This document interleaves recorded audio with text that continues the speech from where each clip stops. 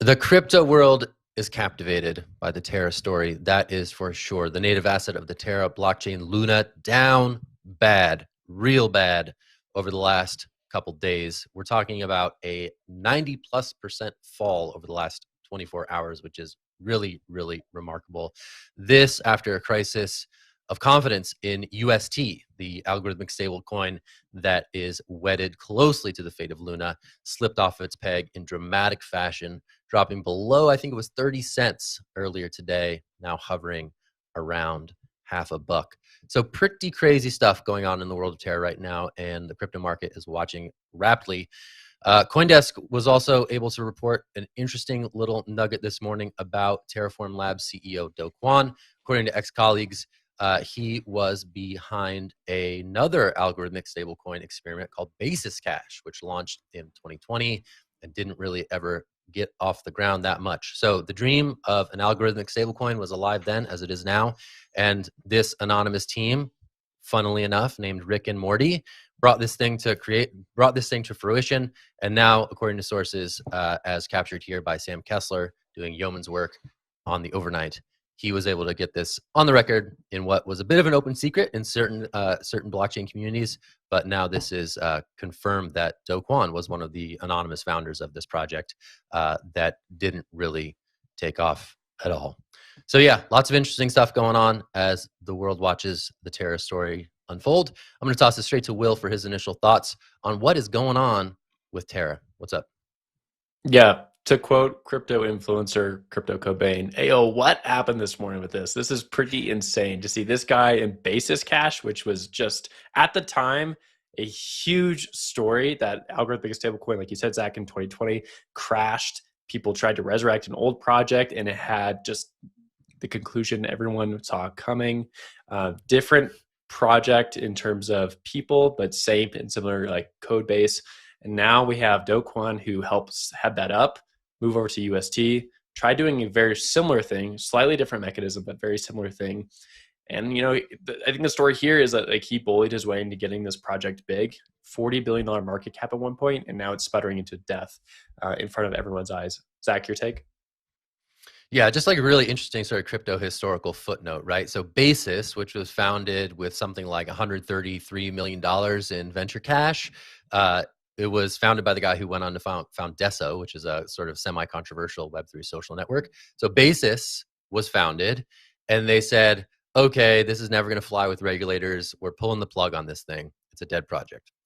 In comes Rick and Morty, the anonymous co-founders of Basis Cash, which sort of revived this code from the dead and looked to bring a true algorithmic stablecoin to life. Didn't work out. This was late 2020.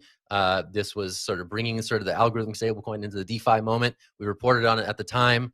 It didn't work out. And now we're reporting it's coming to light that, you know, Do Kwon, this was sort of his first hack at the algorithmic stablecoin, the holy grail of a decentralized stablecoin that isn't, you know, it doesn't have its fates tied to any centralized intermediary that can be blocked, banned, or censored by governments the world over. So this has been a long-standing quest, and that's sort of the historical context in which we find today's revelation. But Will, I'll kick it back to you. I saw your hand, and Jen as well.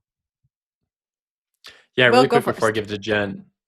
Yeah, some takes, and I had this take yesterday, was like you can give Do Kwon props for like trying to build a medium exchange for Bitcoin and creating a project like this. But now that this has come to light, it really does resemble that snake oil salesman, right? Going from town to town, booting up a new project, using pseudonymity to protect himself, making a lot of cash along the way. And I think it has proven out a lot of, to be frank, like Bitcoin maximalist viewpoint, that a lot of these projects have just like bad characters behind them. It's not always the case, obviously. There's always a little truth in the middle here, but I think it has proven out that there are a lot of bad actors out there, and they're trying to do things that shouldn't be done, and they keep going along with it. And there's consequences for it. If you go over to the Reddit page for the Terra LUNA ecosystem right now, there are suicide hotline numbers all over the place because people have lost out on thousands of dollars, in some cases life savings, because they went to this protocol, specifically Anchor, which is built on the Terra ecosystem, for that 20% APY. That was a lot of interest that you could earn for what has been an interest-free rate for quite a while in the larger economy. So people were flocking to this protocol and had almost predictable results if you understood what was going on. So a lot of people called out the Terra ecosystem and called out Do Kwon for this. And Do Kwon came right back at them for interfering or fudding his protocol. And now we see that the death spiral was basically built into this. There's been a lot of revealing Twitter threads over the last few days talking about how this was predictable, how it could have happened, and how people brought it up months ago, including some people like David Morris on CoinDesk. But we still have the same results, and people have lost out a lot of money. Jen, your take? Yeah, Will, you kind of just brought up both points I wanted to bring up. The first is this culture around anonymity and pseudonymity in crypto, right? We spoke about it yesterday. There's so much trust that you have to have in the founders of a lot of these projects. You have to trust that they're going to do the things that they say they're going to do, and that they're going to be ethical should they fail in achieving their goals. I think that Do Kwon had an ethical obligation to disclose his past, and he didn't, and that's a huge problem, right? We now think about the people. I was traveling last week and was with a bunch of people who were buying the dip when Luna was at $20. I woke up this morning and thought about those people, thought about the mass amount of money that these people have lost because I don't think we can understand everything about a project. We always say, do your own research, educate yourself, know what you're getting into. And I think there's only so much you can do. And then you have to rely on the trust in the founders and in the people who are building these products. And so I just want to reiterate to everyone, do as much research as you can. And if you are going to FOMO into projects, try and gather all of the information you can and only invest what you can afford to lose. But Will, I'm going to pass it back to you. Yeah, just to make your point again in just a different way, would you have invested in Luna or a Terra ecosystem if you knew Do Kwon was behind Basis Cash? And I think if most people saw that, they'd probably say no. You look at Basis Cash on CoinGecko, you look at the price fall, and you say, like, why would I touch anything in this ecosystem? Of course, there's stories of people out there who have had failed projects and have resurrected themselves or built amazing things. That happens, and that's awesome when that happens. But these algorithmic stablecoins, they're known not to work. We've done so many iterations over the years and they've all gone to zero. They've all broken their peg and there's always been burnt investors on the other side. And the fact that this wasn't disclosed is pretty disheartening. Zach, give it to you. Yeah, I guess I'm a bit more sympathetic to, failing and learning, and I don't necessarily see it as being necessarily ill-intentioned. The crazy thing about Terra and Luna is that it worked for so long, right? And some of these systems, they work until they don't. And what we're seeing now is that moment of sort of catastrophic failure where these things unravel really, really quickly because they're sort of raw market energy here. People getting scared, people getting anxious, people getting whatever shred of their investment out of these products that they can before everything just implodes all the way even further down to zero. So it is really remarkable in these moments to see how quickly this stuff moves. I was remarking to some reporters today, this feels kind of like that. That was that Black Thursday from March 2020 after the COVID news hit, and the markets just freaked out, and Bitcoin dumped to like 3,000 or something. Right today, I think it feels very similar to that day where you're watching this market kind of tumble. The biggest victim here is Terra and investors in Terra who are left with great losses. Bitcoin kind of holding steady around 30K, which is maybe notable in its own respect.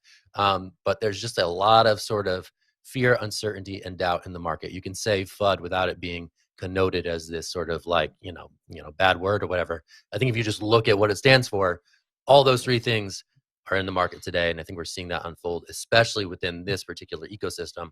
And stories like this, where former employees now come out and say, "Hey, here's something you didn't know before. We kind of knew it in our circle, but now, hey, world, you should know." That's what we're seeing, and that's what I think this story represents. But Jen, I'll kick it to you for last thoughts. Yeah, I say this every time we talk about a story like this, but I am curious to see what the regulatory response is going to be. We saw yesterday Janet Yellen bring up stablecoins at the Senate Banking Committee. I think that the regulatory response is going to be a strong one to this, especially because there are so many retail investors who have lost so much money. And like Will said, we're sharing suicide hotlines and Reddit forums. So I look forward to see how the regulators respond and if they are able to maintain separation between algorithmic stablecoins and the more centralized traditional stablecoin. So I guess we'll have to wait and see. I don't know if I'm looking forward to regulatory moves here. I mean, like, but I'm just we can- looking forward. I'm not like excited about it. I'm just looking forward. I'm not excited. Wait, Jen, are you looking forward to more Like, protections coming out? Are you looking forward to more protectors I'm stepping not out of the excited woodwork to about make it. I'm sure just, that like, Very people get limited their seeing. neck person like this I'm to just again? say, Jen. looking.